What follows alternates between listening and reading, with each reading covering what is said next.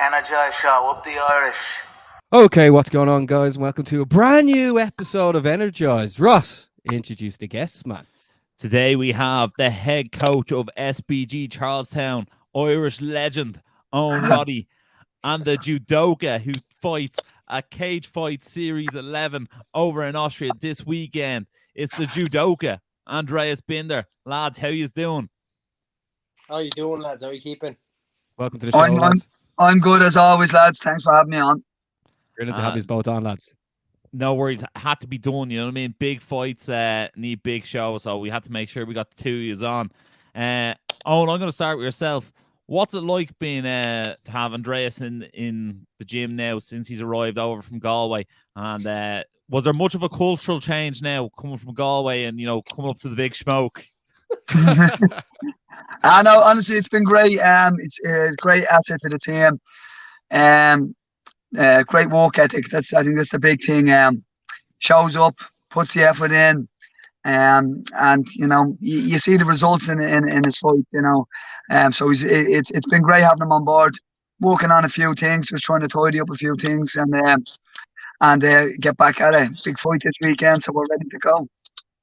And then Andreeas, obviously there's some elite bodies down in SBG Charlestown, some elite amateurs, some good pros there as well. You know what I mean? What's one thing that you found that's really come on in your game since you moved to SBG Charlestown? It's just not rushing into looking for, like, head hunting, should I say. The finish will come if the finish is there. Do you know what I mean? I'm more calculated and calm now instead of head hunting and going for that finish. A finish can come from anywhere, really, but I develop my game in every aspect. My striking has been going up leaps and bounds, and just being more calm and controlled, I suppose. Yeah, I did see that you took that K1 fight there recently and blast through your man. Owen, as a elite striker yourself, that must have been a proud moment for you. Yeah, like Andreas is improving everywhere, but it is composure, you know. At the higher levels of in the pro game, yeah, it's your composure and your time, and that's what gets you the big finishes, you know. And Andreas, especially when we look back on the Janderson fight, he was like a lunatic in there, and I was like, take your time, you know, fight simple, fight safe, okay, and take the fight where it needs to go to get the win. So I think I lost a few years of my life after that fight, but kept me in all the spars. And in that K1 fight, he's been a lot calmer, and I think he'll be calm and calculated in this fight as well. And we'll get a nice finish. Andreas, obviously this time out, it's Rustam Akman, UFC veteran. He had two fights in the big show. He then fought Ian Gary in Cage Warriors. Now he has to fight yourself. This man's obviously a tough man, and he obviously takes on all comers. You know what I mean? You just have to look the names on his resume. What do you think he can bring to the table?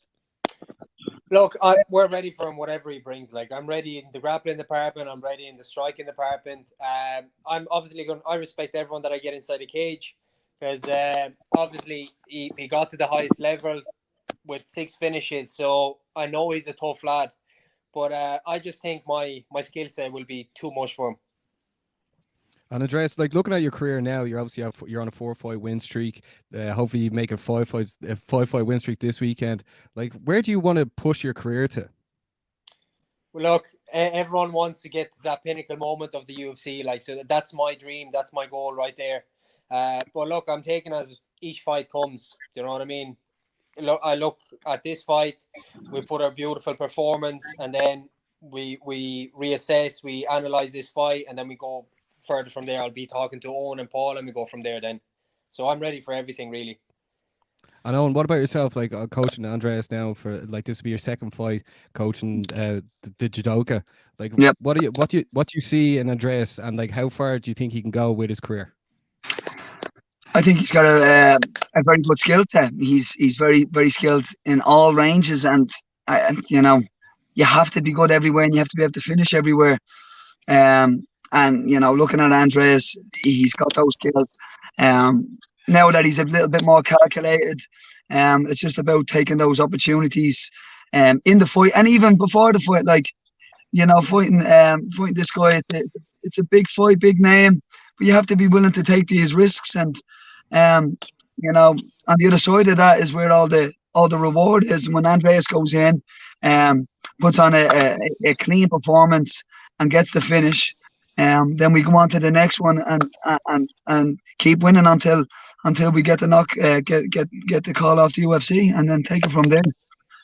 This is just another fight. Andreas against a tough opponent, but Andreas has the skill set, he has the pace to break his opponent down and get the win. And then, once we do that, we look at who's next. Yeah, it was also announced today that it's been 9 years since Conor actually made his UFC debut. Yeah, I'm seeing that. From you coaching 9 years ago to today, like how much have you progressed, or what is something that that you look back at 9 years ago being like, wow, I've really improved in this aspect of the game? Yeah, I think I've improved as an MMA coach overall. Like, you can't be. Yeah, I'm known for my striking.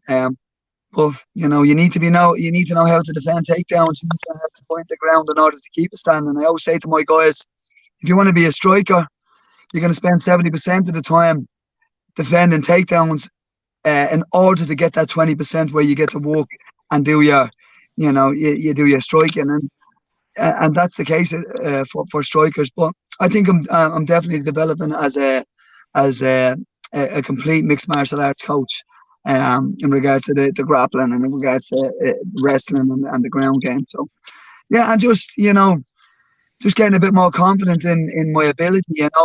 Young and back 9 years ago, it was young and raw. I was still fighting and stuff. Now I've settled into a coaching role, and I'm enjoying it. With that coaching role, Roddy, do you still get around in the gym off the lads? I do sometimes. I'm getting a bit on now, so I don't get in as often as I should.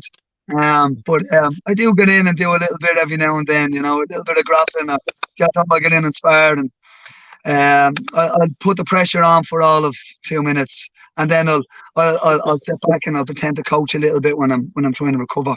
That's always good fun to get in and move around and figure out some positions and stuff. There's no better way to get better at a position than to get in and move around a little bit with them. And Andreas, like, what made you choose to go to SPG Charlestown as well? Because for people that don't know, you came from Galway to Dublin. Ross mentioned earlier, like it's a fair old distance. Yeah, so lads, you see the way I work in Aldi, I was working 4 days, and I was traveling up to Dublin then after work on the Tuesday, and I'll go back down to Galway then on Friday night, so I can be back into work at 6 a.m. for a Saturday. So, you know what it was? I was just getting sick and tired of driving up and down, and we were looking for rent and all that stuff, and it was just so expensive in Dublin. So I ended up moving to Navan, and I'd rather drive 20 minutes every single day to train and be there 6-7 days a week than, do you know what I mean, than just be there 3-4 days. It was tough. About 4.5 months, 5 months driving up and down. I was just sick of it. And I chose SPG, really, Charlestown, because Ryan Hanley was in there. He was living up in Dublin while he was working, and he was like, man, you should come up here for some rounds and this and that because it's class. And I was like, fuck it, why not? I'll come up and do it. I went in there, man, and I just felt like, you just feel that click. All the lads were like literally 100%. Like they're all so sound to me going in, and they were like showing me little tricks and this, and it just created a little bond, and it made it so much easier the way Owen was there. And then Paul Fogarty from One Hill Management, he was like, look, just give it a trial and see if you like it. And I just fell in love with the club, and look, the rest, it's history, like, The face of the Aldi supermarket game, Basmo. He really is. That's why you have to make sure to check out Andreas Binder this Saturday on Cage Fight Series 10 live on UFC Fight Pass. It's going to be an unmissable night. Same night as UFC 273 as well, Ross. Yeah, so you can catch it, Andreas Binder, before the prelims kick off there, which is an unbelievable kickoff to the UFC prelims. And hopefully that will bring a few extra eyes to yourself, Andreas, as well. Andreas, How ready do you feel for that call up? Is this another litmus test for you? Do you feel like, I know you've struggled over the last year to actually book yourself in a fight. The Irish regional scene is a bit small when it comes to just pros. So how many more fights do you want to have before you get that call up? Look, Owen knows best how many fights I need left to get there. Do you know what I mean? I'm in no rush. I'm only 25 years of age. I'm only going to be hitting my peak at 26. So I'll take whatever fight it comes. You know what I mean? Like, when I'm looking maybe another 2-3 fights, but yet again, everything can change. So I'll take a fight as each fight comes. And what about yourself, Owen? When are you comfortable for him to get the call, or are you taking it one fight at a time? Yeah, no, you know what? It's not really about when we get the call. I mean, if UFC call tomorrow, we take it because you're not going to turn it down. But it's about composure. It's about being comfortable in there and not being reckless. He's a professional. If you fight professionally, then he's ready. And I definitely think he's almost there. Okay, he has the skill set without a doubt. But it's not only the skill set you need. It's to perform under those big lights, you need to be composed, and you need to be patient and be able to take the risk at the right time. And Andreas is getting there and very close. And I think once we get the call, he'll be more than ready. Yeah, Andreas. We mentioned. Go on, Baz. Yeah, we mentioned that, like, the way UFC Fight Pass are taking over, like, are promoting certain companies like Cage Fight Series, Cage Warriors, UAE Warriors. There's like plenty of options. Loads of Irish guys are doing amazing stuff on the scene as well. Like Will Fleury just won the middleweight title. Like the lads over Cage Warriors, they're doing brilliant things. And now, like yourself, Andreas, like with a big win here on Saturday, you could then go for the title fight. Oh yeah, that's definitely in my mind already. Like, like I said, Rostam is a big name. He fought at the highest level, and then with a beautiful performance in this, I could challenge for that belt. And why not have a title in a European show? I collected all the pro titles in the regional shows. Might as well try and expand into Europe, And look at us now. Like, the Irish are absolutely buzzing with UAE, Brave, everything. Like, we're getting world champions every day. So you see the sport is growing. And the Irish it's like that saying, the Irish take over, Yeah, there must be something all right if the UFC signed us as well, Ross. Yeah, must be something, or the Regis. One of the two. Yeah, Andreas, you are a belt collector. I heard you even tried to wrestle J.R. Harris's belt when he came back from cage conflict off him. I let him have that one, lads. I let him have that one. I have one already, so it's nice to be nice, Yeah, absolutely. He only let him have it because it's too small. It wouldn't fit around his waist. Could you let the people tuning in now as well, like, what other fighters do you have in the team that people definitely have to keep an eye out on in the future as well? We mentioned J.R. Harris, but like, if you want to go into detail about J.R. and other fighters. Yeah, we've got mostly amateurs now, but obviously Jez is doing very well in his pro debut. Then we've got Sarah Elliott, we've got Aidan O'Boyle, Alex Fagan. We've got really, really good young crew coming through. It's about getting them the experience. It's great to see all the Irish MMA shows coming back and regular fights. And also with the IMAFs and stuff like that. So I have a young team, but they're committed and they're working hard, and just keep your eyes out for them because last weekend we had a great weekend. With 3 out of 4, and then we'd also got Connor that comes up and plays, so it's a good bit. So almost 4 out of 5 of the lads winning and getting in and showcasing complete games. That's a big one. Showcasing good skills on the ground, good skills on the feet, good wrestling up against the cage. So yeah, I'm excited about the team, and just keep watching this space, I suppose. And then also shout out to Barry's favourite butcher as well. Yeah. Yeah, Mr. Laddie, Max Laddie, shout out Max. No, I absolutely love it. I would be terrible not to ask you on the 9-year anniversary of the Connor's debut. When would you like to see Connor back, and who would you like to see him in there against? Oh, I say the same thing. It doesn't matter when Connor comes back. I'd love to see him back whenever, because I think he loves competing. He loves MMA. I still think the sport needs him. I think he needs the sport because he he's at his best when he's competing and when he's training to fight. Who would I like to see him fight? Anyone, to be honest. Anyone. I don't really care. Because at the end of the day, it doesn't matter who Conor fights. All that matters is who's getting the opportunity to fight Conor, because he's still the A side. So I'd like to see him fight any of them, and I'd love to see him back as soon as possible. I know he's boxing with Raj now a good bit, and he's moving around. I've seen a little clip of him moving around, so he's moving around a lot better on the foot at the moment. But it needs to be tested and stuff like that. So it's hard to know when, but I'd love to see him back ASAP, and I'd love to see him fight any of them and all of them. Yeah, have you had a pint of the Black Forge Stout? What? Have you had a pint of Black Forge Stout? No, I haven't tasted this. I've been out there. Food is top of the range. The place, everything he touches turns to gold. I have to give it to him. The place is top of the range. The grub, the business, the staff are top of the range. But when I went over, I only went over with food. I wasn't drinking, so I'll have to go over and let my hair down soon enough. Maybe myself and Andreas will go over after the win, and we'll have a few points. I love it. No, I'm honestly convinced they're holding Nate Diaz back from. They won't give him a fight until the Connor's back ready, and they run that back, because that will go down in history as the greatest trilogy of all time in all combat sports. Without a doubt, that would be a cracker. Yeah, Andreas, when you hear of the tales of Conor McGregor, and I'm sure Owen tells you one every now and then in the gym, does that make you excited that he's still knocking around and someday you could be on a UFC card with him at some stage? Yeah, man, of course. Growing up, that's who got me into the MMA and watching UFC and all that. You know what I mean? I remember a couple of years ago, what was it about? When did he fight Cyber? He fought I think, when he made his debut, I remember I stayed up and I was, I want to do that one day. Do you know what I mean? It was just, looking at that, it's just, I'm thriving every single day to get better than I was yesterday, and just keep on going, really.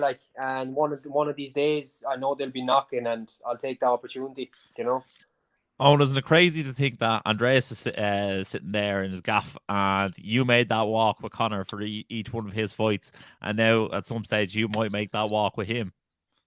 Yeah, no, it's great. That's what every young fighter strives to do. They strive to get to that UFC and make that walk. And you play your cards right. You go in. You dedicate your life to the sport. You do your best, and you take those tactical risks in there. And if you're lucky, you get to go. You get to fight in the UFC. Andreas is on the doorstep without a doubt, and I'm very confident that he will make that walk. And we'll enjoy it as much as we do this fight this weekend, and much as we enjoyed our last one. The goals don't change. You go in, you come up with your strategy for the opponent, and whether it's on a local show or whether it's on the biggest show in the world, we're going to go in and do the same stuff. Owen, can you believe the evolution of the Irish MMA scene? After going to so many shows like ourselves, Ross, we just seen it just explode. The popularity of it is massive. Myself and Ross got signed to the UFC from it as well. Can you believe what's after happening over the last 9 years? Well, you know what? It didn't really come out of nowhere. There's something in the blood over here. There's talent. We know how to fight. It wasn't just Conor. Yeah, Conor's a superstar. He's a global superstar, and he did amazing things. And maybe it gave us all that little bit of belief. But there's some serious talent here, and the skill sets from all the younger fighters. It's getting even better.